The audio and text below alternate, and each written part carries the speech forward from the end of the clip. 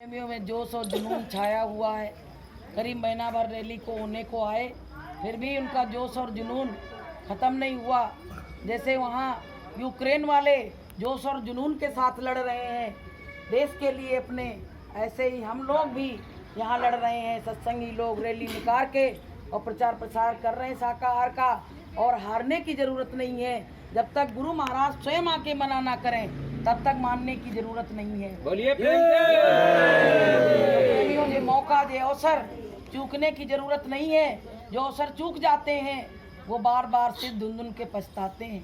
ये मानव जीवन हमको परमात्मा की भक्ति के लिए, परमात्मा के काम के लिए मिला और इसको हमने पाके विषयों में, विकारों में इसको बर्बाद कर दिया। अब मालिक पूछेगा कि तुमने जब मनुष्य जन्म मिला तो तुमने क्या किया इसको पाके, तो क्या कहोगे कि हमने चुगली चपाटी करी, इधर उधर के घर तोड़े, बुराई करी, और क्या कहोगे? अगर अच्छा काम नहीं करोगे तो यही बताओगे। तो वो कह देगा कि ले जाओ उनको नरकों में और 84 में डाल दो। तो प्रेमियों, अगर गुरु भक्ति कर लोगे तो परमात्मा तुमको इनाम देगा और अपने गले से लगा के, अपने चरणों से लगा के और हमेशा हमेशा के लिए भवसागर से पार कर देगा। बोलिए प्रेम से। तो हमको तुमको जो मानव तन मिला है, अब ये पता है जब सुबह जब निकलते हैं 1 घंटे का 2 घंटे का जो समय देते हैं वो सब समय हमारा स्वार्थ का है, और नहीं तो सब बेकार है, सब बेकार है। जितना घर में काम में हम समय लगाते हैं वो सब समय बेकार है। हम रोज़ सुबह देखते हैं महिलाएं डिब्बा लेके दूध का चल देती हैं। सुबह सुबह उनको इतनी तमन्ना है कि कहीं दूध में पानी ना मिला दिया जाए, तो अंधेरे ही उठ के आंखें भी नहीं धोती चल देती हैं। कहाँ जा रहे हो? दूध लेने जा रहे हैं। अब बताइए, दूध की इतनी चिंता है लेकिन अपनी आत्म कल्याण की चिंता नहीं है कि अपना आत्म कल्याण कर ले। अरे दूध दही चाहे जितना खा लो, ये शरीर ना किसी का मीत हुआ है और ना किसी का होगा। बड़ी बड़ी मोटी मोटी काया, मोटे मोटे शरीर, और तुरंत प्राण निकल जाते हैं तो तुरंत धराशायी हो जाता है, बेकार हो जाता है।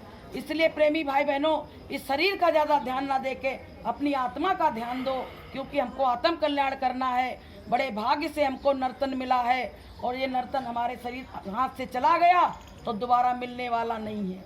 कि नर्तन फिर ना मिलेगा, बांधे ना गठरिया प्राणी पाप की। नर्तन फिर ना मिलेगा, बांधे ना गठरिया प्राणी पाप की। पाप की गठरी मत बांधो, क्योंकि ये मनुष्य तन मिलने वाला नहीं है। एक बार चूक गए, अभी जीना पे चढ़ रहे थे तो मेरे मन में क्या आई, अगर जरा सा पैर फिसला तो सीधे नीचे जाएंगे। ऐसे ही अगर मानो शरीर से चूक गए तो सीधे नीचे गिरोगे, और नीचे कहाँ है? वो 84 और नरक, और तो कुछ है नहीं। इसलिए कि बड़े भाग्य मानुष तन पाया और सुर दुर्लभ सदग्रंथन गाया, और साधन धाम मोक्ष कर द्वारा और पाए न यही परलोक समाना। साधना का धाम, मोक्ष का दरवाजा इसी मनुष्य मंदिर से होके गया है, और इसको पाके अगर हमने अपना परलोक नहीं बनाया तो हमको सिर धुन के पछताना पड़ेगा। कि माया की चकिया चल रही है, कहीं पिसे मत जइयो भैया। माया की चकिया चल रही है, कहीं पिसे मत जइयो भैया। कहीं पिसे मत जइयो भैया, कहीं दबे मत जइयो भैया। माया की चकिया चल रही है, कहीं पिसे मत जइयो भैया। काल माया के देश में रहे हैं और माया की चक्की बराबर चलती रहती है। जैसे आपको हम बताएं, आज मेरे मन में एक विचार आ रहा था, जैसे आप गेहूं पिसाने जाते हो तो वहाँ बोरी की बोरी पटक दी जाती है, वो जितना पीस पाता है रात तक पीसता रहता है। ऐसे काल की चक्की चल रही है, और जितने जीवों को चाहता है उतने जीवों को सफाया कर देता है, उतने जीवों को मार मूर के बगल कर देता है। ऐसा कोई देश नहीं है, ऐसी कोई जगह नहीं है जहाँ रोज की मौतें ना होती हों। और रोज की मौतें देख रहे हैं, लेकिन हमको ये नहीं हो रहा है कि जब ये जा रहे हैं तो हमको भी जाना है, हमको भी जाना है यहाँ से। लेकिन हम कहते ये तो बूढ़े हो गए थे, हम तो अभी जवान हैं, ये कह के अपने मन को समझा लेते हैं। लेकिन नहीं, वो कहते नहीं, काल सभी को खाएगा, और क्या बूढ़ा क्या जवान, और सुंदर नर्तन पाए के मत करना अभिमान। वो सबको खाने के लिए तैयार खड़ा है। क्या बच्चों की मौत नहीं होती है? क्या बुजुर्गों की मौत होती? क्या जवान की मौत नहीं होती है? हम जानते कलयुग में जवान और बच्चे ज़्यादा मर रहे हैं, बूढ़े बुजुर्ग बैठे हैं, क्योंकि उनकी पुण्याई है, उनकी खिलाई पिलाई अच्छी है, वो संयम से नियम से रहते हैं तो वो लंबी उम्र लेते हैं। और आजकल के बच्चे उल्टा सीधा खाते हैं, उल्टा सीधा देखते हैं तो जल्दी मृत्यु को प्राप्त हो जाते हैं। तो प्रेमियों, कहते हैं जैसा खाओन वैसा हो मन, जैसा खाओगे अन्न वैसा बनेगा तन, जैसा खाओगे वैसा होगा। तो प्रेमियों, हमको तुमको सद्विचार, अच्छे विचार, अच्छी भावना रखनी है, क्योंकि गुरु महाराज ने कहा बच्चों, तुम्हारे जब विचार अच्छे होंगे, तुम्हारी भावना अच्छी होगी तो तुम्हारी भक्ति भी बनेगी, तुम में बैराग आएगा। और तुम्हारी भावना अच्छी नहीं होगी, हर किसी के लिए बुरा सोचोगे तो तुम्हारा कभी भजन बनने वाला नहीं है। देखो, दूसरों के लिए जो कांटे बोता है वो स्वयं कांटों में फंस जाता है। मकड़ी होती है, वो जाला लगाती है, बड़ी मेहनत करती है और स्वयं जाके उस जाले में फंस जाती है। बताइए, ऐसे ही हर प्राणी दूसरों के लिए कुछ चक्र चलता है, स्वयं जाके उसको चक्र में फंस जाता है। तो जो जैसा करोगे कि जो जैसी करनी करी सो तैसो फल लीन, और कतली सीप समुद्रमुख और बूंद एक मूर्ति। जैसे क्या होता है, जो जैसी करनी करता वैसा फल उसको मिलता है। वो रोज गाए चाहे कुछ भी कहे। जैसे क्या होता है, ऊपर से बूंद आती है आकाश से, वो निर्मल और साफ रहती है, लेकिन वो केले के पेड़ पे गिर जाए तो कपूर बन जाती है, और सांप के मुख में गिर जाए तो वो जहर विष बन जाती है, और समुद्र में गिर जाए तो वो सीप बन जाती है। ऐसे ही प्रेमियों, हम अगर अच्छी संगत में बैठेंगे तो हम पे अच्छा प्रभाव पड़ेगा, और बुरी संगत में बैठेंगे तो हम पे बुरा प्रभाव पड़ेगा। तो ऐसी करनी कर चलो कि जग हंसे हम, जग रोए हम हंसे, क्योंकि जब वहाँ से आए तो हम रोते हुए आए। अब यहाँ से जब हम जाएं तो मेरे समाज वाले, मेरे दुनिया वाले, मेरे घर वाले मुझको देख देख के रोएं, लेकिन मेरे अंदर ऐसी खुशी बनी रहे कि हम तो अपने देश जा रहे हैं, अब हमको यहाँ के लोगों से कोई मतलब नहीं है। जय गुरुदेव। तो प्रेमियों, वो काम गुरु महाराज करा रहे हैं। गुरु महाराज ने कहा शाकाहार का प्रचार करो और जन जन में जो आवाज लगा दो कि बाबा जी का कहना है और शाकाहारी रहना है। गुरु महाराज को क्या पड़ी है, कोई शाकाहारी रहे, मांसाहारी रहे, लेकिन संतों को हर जीव की चिंता है। संत सोचते हैं जाते जाते में, बुरा समय आते आते में जितने जीव संभल जाएं उतने ही कम है। आप बताइए, ये शाकाहार से कितने जीव शाकाहारी हो रहे हैं? आपको नहीं मालूम है, थोड़े बहुत लोगों को हमको मालूम है। कहते हैं आज कल एक बहन जी आई, ये बैठी हैं, कहने लगी आज रैली में नहीं जा पाए तो आज पूरे दिन मेरी उलझन मची रही है। हमने कहा है कि उलझन मची रही? बोले सवेरे देर हो गई, जा नहीं पाए और आज हमको बड़ी उलझन है। तो हमने कहा गुरु महाराज का भजन करो और सुबह चलना रैली में। तो देखो आज पहले ही आके बैठ गई। तो प्रेमियों, लोगों में जोश और जुनून चढ़ा हुआ है, और ये जोश जुनून कोई नहीं चढ़ा रहा है, केवल गुरु महाराज तुम्हारे अंदर पैदा कर रहे हैं। पहले भी तो रैलियां निकलती थी, इतना जोश जुनून था किसी में, लेकिन देखिए दिन के दिन भीड़ बढ़ती चली जा रही है। तो ये मालिक की दया नहीं क्या है। तो प्रेमियों, आगे का समय जो है बहुत नाजुक है, बहुत खराब है, पता नहीं कब विश्व युद्ध हो जाए, क्या हो जाए। तो गुरु महाराज ने इसीलिए हाथ हाथ में झंडा पकड़ा दिए हैं कि प्रचार प्रसार करते रहो और परमात्मा का नाम लेते रहो। एक बार क्या हुआ, एक व्यक्ति था तो वो भिक्षा मांगने के लिए गया गुरु की आज्ञा से। तो वहाँ एक तांत्रिक रहता था। तो तांत्रिक ने कहा, ये अपने गुरु की बड़ाई कर रहा था। तो तांत्रिक ने कहा मैं सबसे बड़ा हूँ और ये मेरी बड़ाई कर, ये अपने गुरु की बड़ाई कर रहा है, मेरी बड़ाई नहीं कर रहा है। तो उसने क्या किया, उसको श्राप दे दिया। कहने लगे कल 5 बजे का सूर्य तू देख नहीं पाएगा। अब वो घबरा गया और लोगों ने कहा ये बड़ा तांत्रिक है और इसने जो कहा ये होगा, सही होगा, सत्य होगा, तो 5 बजे मर जाएगा। अब वो आके गुरु के पास कहने लगा, गुरु महाराज ने कहीं भिक्षा मांग लाए? बोले गुरु जी मांग तो लाए, पर तो बोले क्या हो गया? बोले एक तांत्रिक ने हमको श्राप दे दिया है कि कल तू 5 बजे का सूर्य नहीं देख पाएगा। तो गुरु जी मुस्कुराए। अब गुरु जी ने क्या किया कि वहाँ भंडारे में जो खाना बन रहा था, भोजन प्रसादी, वहाँ से कोला ले आए और कोला ला के एक रेखा सी खींच दी और अपने उसे शिष्य से कहा कि ऐसा करना, तुम आके आज मेरे पैर दबाना, आज मेरे पैरों में बड़ी दर्द हो रही है। अब गुरु ने अपने पास बुला लिया उसको और बोले मेरी एक बात मान लेना कि तुमको कोई आवाज़ देने आए तो मेरे पैरों को छोड़ के जाना नहीं। तो उसने कहा ठीक है गुरु जी। अब वो पैर तो दबाए पर उसको मौत का डर कि सवेरा हो रहा है, 5 बजे हम सूर्य नहीं देख पाएंगे।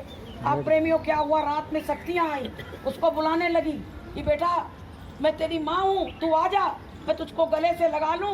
वही शक्ति उसने भेजी तांत्रिक ने। अब उसने कहा तू माँ है तो मेरे पास आ जा। पहले तो इसका मन हुआ उठ के जाए, गुरु की बात याद आ गई। जैसे गुरु महाराज ने कहा था बच्चों हमको छोड़ोगे तो नहीं, लेकिन सब लोगों ने मन से हाथ उठाया था, लेकिन आज कितने लोग छोड़ के चले गए, लेकिन उसने नहीं छोड़ा। उसने कहा मेरे गुरुजी ने कहा है कि जब तक मैं नहीं बोलूं तब तक मेरे पैरों को नहीं छोड़ना। अब प्रेमियों क्या हुआ, 3 शक्तियां आई और तीनों चली गई और जाके उस तांत्रिक से कहने लगी कि वो तो बहुत पक्का गुरु भक्त है, वो तो हमारी बात को मान ही नहीं रहा है, मैं कैसे उसको मारूं। तो प्रेमियों जब सुबह हुई, गुरु महाराज ने जब देखा कि वो पैर दबा रहा बैठा रहा, तो गुरु महाराज ने कहा कितना समय हो गया, बोले 6 बज गए। तो बोले वो कोई आया था क्या रात में, बोले 3 लोग आए थे रात में मुझको बुलाने के लिए, पर मैंने कहा मेरे गुरु ने कहा है कि मेरे पैरों को चरणों को छोड़ के नहीं जाना, तो मैं नहीं उठा। तो गुरु महाराज ने कहा वो शक्तियाँ वो काल की थी, वो तुमको लेने के लिए आई थी। तो प्रेमियों जब गुरु अपने चरणों में लगा लेते हैं तो हमारा काल भी बाल बांका नहीं कर पाता है।